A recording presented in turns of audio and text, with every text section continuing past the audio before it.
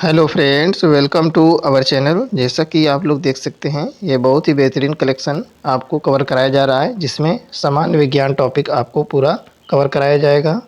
इसमें previous year में पूछे गए सारे क्वेश्चंस आपको कवर कराए जाएंगे, जिसमें कि पहला टॉपिक भौतिक विज्ञान शुरू हो चुका है। ठीक है, बहुत ही बेहतरीन तरीके से क्लासेज ऑलरेडी चल रही हैं। इसी प्रकार ये सारा कंटेंट आपको कवर कराया जाएगा। ठीक है, जीव विज्ञान, रसायन विज्ञान, पर्यावरण, सारा कुछ कवर कराया जाएगा। ठीक है, तो चलिए शुरू करते हैं आज की क्लास। वीडियो में अंत तक बने रहें, निश्चित ही आपके लिए हेल्पफुल रहने वाला है। ठीक है, चलिए पहला पॉइंट आज का हो जाएगा, गुरुत्वाकर्षण नहीं है। गुरुत्वाकर्षण कृत्रिम उपग्रह के पास नहीं होता है। ठीक है, अगला पॉइंट हो जाएगा, स्थिर गति से दौड़ रही एक रेलगाड़ी में बैठा यात्री लंबवत ऊपर की दिशा में गेंद फेंकता है, वह गेंद गिरेगी। तो वह गेंद कहाँ गिरेगी? तो वह गेंद वापस आके यात्री के हाथ में ही गिरेगी, क्योंकि यह न्यूटन का प्रथम नियम फॉलो करता है। ठीक है, जिसमें कि आपके यात्री के साथ साथ बॉल भी गति करती है। ठीक है, इसीलिए वह यात्री के हाथ में वापस आ जाती है। नेक्स्ट देखेंगे पॉइंट, जी का मान न्यूनतम होता है। जी का मान न्यूनतम विषुवत रेखा पर होता है। अगला पॉइंट देखेंगे, अप्रयुक्त किताब 2 वर्ष के लिए शेल्फ पर बनी रही जब तक उसे हटाया नहीं गया था। यह उदाहरण किसका है? तो यह है न्यूटन के गति के प्रथम नियम का उदाहरण है। न्यूटन का प्रथम नियम, या इसी को हम लोग जड़त्व का नियम भी कहते हैं। अच्छा, जड़त्व का नियम क्या होता है? यदि कोई वस्तु गतिमान है तो वह गतिमान रहना चाहती है। यदि कोई विरामावस्था में है वस्तु, तो वह विरामावस्था में ही रहना चाहती है, जब तक उसमें कोई बाह्य बल ना लगाया जाए। ठीक है, तो यह होता है प्रथम नियम। अगला पॉइंट देखेंगे, मैं दीवार पर मारने के लिए एक गेंद फेंकता हूँ और वह वापस मेरे पास आ जाती है। तो यह उदाहरण किसका है? तो यह उदाहरण है आपका न्यूटन की गति का तीसरे नियम का। ठीक है, जिसको हम क्रिया प्रतिक्रिया का नियम भी कहते हैं। ठीक है, देख सकते हैं न्यूटन के जो होते हैं गति के 3 फार्मूले होते हैं, जिसमें कि पहला नंबर क्या हो जाता है, v बराबर u प्लस ए टी। ठीक है, पहला वाला ये होता है। दूसरा फार्मूला होता है आपका न्यूटन की गति का, एस बराबर U T plus half G T square. ठीक है, हाफ जी टी स्क्वायर होता है।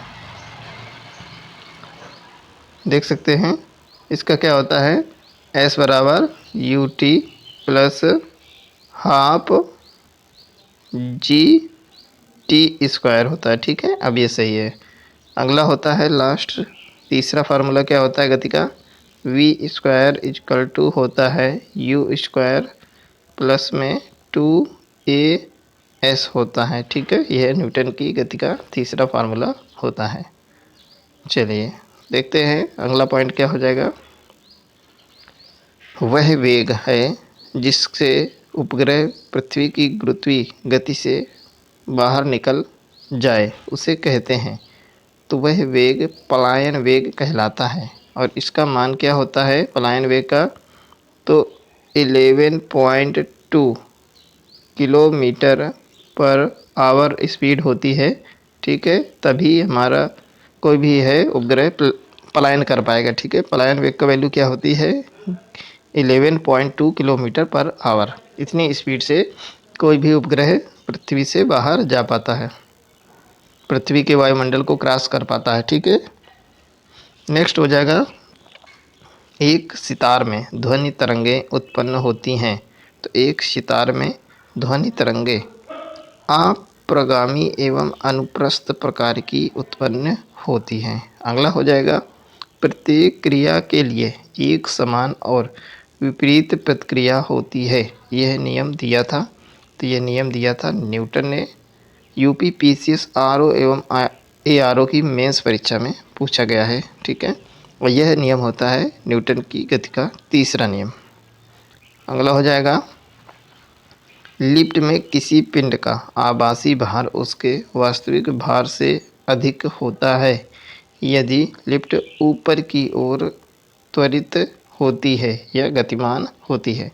अगर लिफ्ट ऊपर की तरफ जा रही है तो व्यक्ति को अपने वास्तविक भार से ज़्यादा भार प्रतीत होता है, ठीक है। लेकिन अगर लिफ्ट नीचे की ओर आ रही है तो जितना उसका भार है उससे उसको हल्का प्रतीत होता है। नेक्स्ट पॉइंट हो जाएगा, एक भारहीन रबर के गुब्बारे में 200 ग्राम जल भरा है। जल में इसका भार होगा। एक भारहीन रबर के गुब्बारे में 200 ग्राम जल भरा है तो जल में इसका भार होगा तो यह 0 होगा, ठीक है। नेक्स्ट पॉइंट हो जाएगा, जब किसी पिंड को चंद्रमा से पृथ्वी पर स्थानांतरित किया जाता है तो क्या होता है, तो पृथ्वी पर उसका भार बढ़ जाता है तथा मात्रा अपरिवर्तित रहती है, ठीक है। केवल भार में परिवर्तन आता है, ठीक है, क्योंकि यहाँ पे जी का मान ऐड हो जाता है। नेक्स्ट हो जाएगा, गुरुत्वाकर्षण यहाँ पे काम करने लगता है। अगला हो जाएगा, जब किसी वस्तु को पृथ्वी से चंद्रमा पर ले जाया जाता है तो क्या होता है, उसका भार घट जाता है और कितना हो जाता है, 1/6 हो जाता है, ठीक है। 1/6 हो जाता है जितना भी भार रहता है। अगर यहाँ पे उसका भार 60 kg है तो चंद्रमा में उसका भार कितना हो जाएगा, वह 10 kg हो जाएगा, ठीक है। चलिए नेक्स्ट पॉइंट हो जाएगा, वस्तु की मात्रा बदलने पर अपरिवर्तित रहेगा। तो क्या अपरिवर्तित रहेगा, घनत्व। नेक्स्ट पॉइंट हो जाएगा, यदि 10 ग्राम चीनी को आधा लीटर पानी में मिलाकर एक असंतृप्त चीनी का घोल तैयार किया जाए तो वह भौतिक राशि जो नहीं बदलेगी तो वह है आयतन। आयतन नहीं बदलेगा, ठीक है। नेक्स्ट पॉइंट हो जाएगा, लोलक घड़ियाँ गर्मियों में सुस्त हो जाती हैं क्योंकि लोलक की लंबाई बढ़ जाती है जिससे इकाई लोलक में लगा हुआ समय बढ़ जाता है।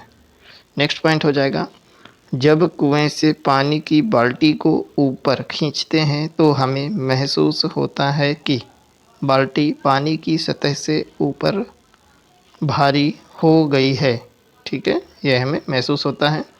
पीसीएस की परीक्षा में पूछा जा चुका है, प्री के एग्ज़ाम में देख सकते हैं सारे क्वेश्चंस किसी न किसी बढ़िया से एग्ज़ाम में पूछे गए हैं।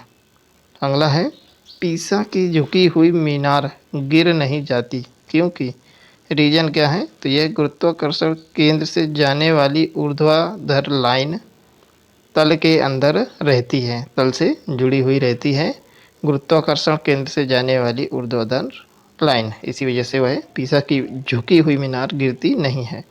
देख सकते हैं सभी एग्जाम्स में पूछे गए हैं, देख सकते हैं प्रीवियस ईयर में ये क्वेश्चन राइट हैंड पे। अगला पॉइंट हो जाएगा, समान गति से जा रहे हवाई जहाज़ से यदि एक बम नीचे गिराया जाता है तो बम के नीचे पहुंचने तक हवाई जहाज़ की स्थिति होगी, तो कैसी होगी, तो बम के ठीक ऊपर होगी, ठीक है। नेक्स्ट हो जाएगा, प्रेशर कुकर के अंदर का उच्चतम ताप निर्भर करेगा, तो किस पर निर्भर करेगा, ऊपर के छेद का क्षेत्रफल एवं उस पर रखे गए वजन पर निर्भर करेगा, ठीक है। नेक्स्ट हो जाएगा, हवाई जहाज से यात्रा करते समय पेन से स्याही निकलने लगती है तो इसका रीज़न क्या होता है, तो वायु दाब में कमी की वजह से पेन से स्याही निकलने लगती है, ठीक है। और यात्रियों के नाक से ब्लड भी निकलने लगता है, ठीक है, वायु दाब में कमी की वजह से। लेकिन अब क्या है कि धीरे धीरे इम्प्रूवमेंट हो गया है चीज़ों का, तो अब ये सब प्रॉब्लम्स उतनी नहीं आती। नेक्स्ट पॉइंट है, रॉकेट काम करता है, संवेग संरक्षण के सिद्धांत पर काम करता है रॉकेट। अगला हो जाएगा, जेट इंजन कार्य करता है, जेट इंजन आपका रैखिक संवेग संरक्षण के सिद्धांत पर काम करता है। अगला हो जाएगा, यदि पृथ्वी का गुरुत्वाकर्षण बल अचानक लुप्त हो जाता है तो परिणाम होगा, तो क्या होगा परिणाम? तो वस्तु का भार शून्य हो जाएगा परंतु द्रव्यमान वही रहेगा। ठीक है। नेक्स्ट हो जाएगा, यदि पृथ्वी और सूर्य की दूरी जो है उनके स्थान पर दुगनी होती तो सूर्य द्वारा पृथ्वी पर गुरुत्वाकर्षण बल जो पड़ता वह होता। यानी कि पृथ्वी और सूर्य की दूरी दोगुनी कर दी जाती तो क्या होता? तो अब जितना है उसका चौथा भाग हो जाता। किसका? गुरुत्वाकर्षण बल का।